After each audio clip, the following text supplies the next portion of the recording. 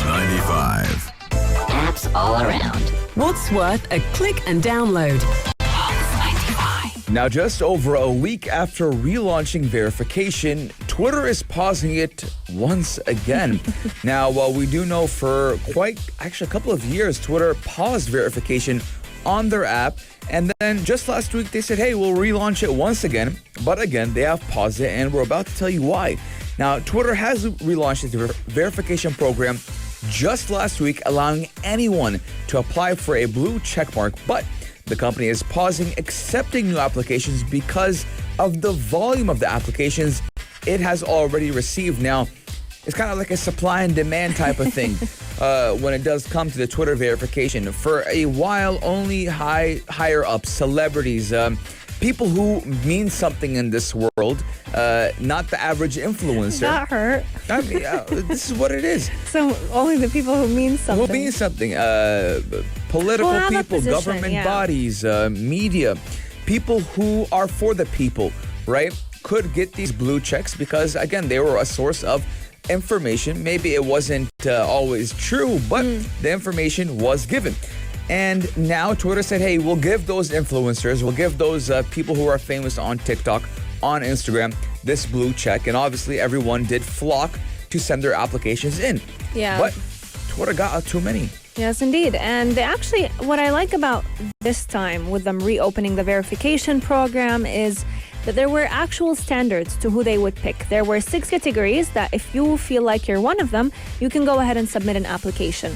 So it was targeting journalists, it was targeting people who have a position in sports that they think they are or they could be a good source of information for all those who are interested in sports. And there were so many other categories. But after closing the program for so many years, people were so excited to get a chance to submit an application. And so Twitter received way more applications than they were prepared for. And that's exactly why they decided to just hit the pause button for a little bit of a while and to get time to review the ones that have already been submitted, but they will reopening the requests very soon. They even pinky swore in their tweet.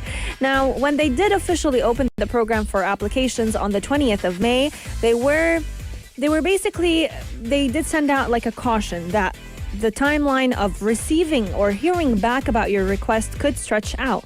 They may, as a user, you may hear back from them in a few days, or it could take up to a few weeks depending on how many open applications is in their queue. And the volume of application is obviously so large that Twitter has made the choice to pause receiving any more applications entirely just 8 days after the program was reopened. Yes, now for a while actually, Twitter did suspend the verification process, and it did happen all the way back in 2017, so around 4 years ago. Yeah. Twitter did suspend that as it did verify a white supremacist. And again, back then it was a robot, an AI, something of that sort that would verify these accounts. It would check whether or not they were on that checklist. But now Twitter said all humans will be going through those applications and checking them, right? There was no AI, there was no computer, nothing. It would be a fully human verification process, which is 100% better than AI, because sometimes AI will not catch those keywords, or maybe something will be a little bit suspicious, because we do know there's a lot of controversy when it does come to these Twitter verified accounts. As again, I told you guys, just a spur of misinformation ever since the U.S. presidential elections back in 2017 and all the way back in 2020. Now, again, I do believe that we will be seeing Twitter have a little bit different approach when it does come to verifying accounts. It will be a lot more careful in verifying those accounts. But again, I feel like it's okay to suspend them, right? They want to get rid of the applications they have already, and then get back to the new ones. I actually respect them, because instead of receiving so many that they don't respond to some people, they're knowing when to hit the pause button. Coming up on the show, we're going to be talking about a brand new gadget that could potentially help you track your fitness goals. It is not a wearable as per se, but rather a pair of headphones. What is it, and could it come in handy? Keep Pulse 95 locked to find out all about it. Pulse.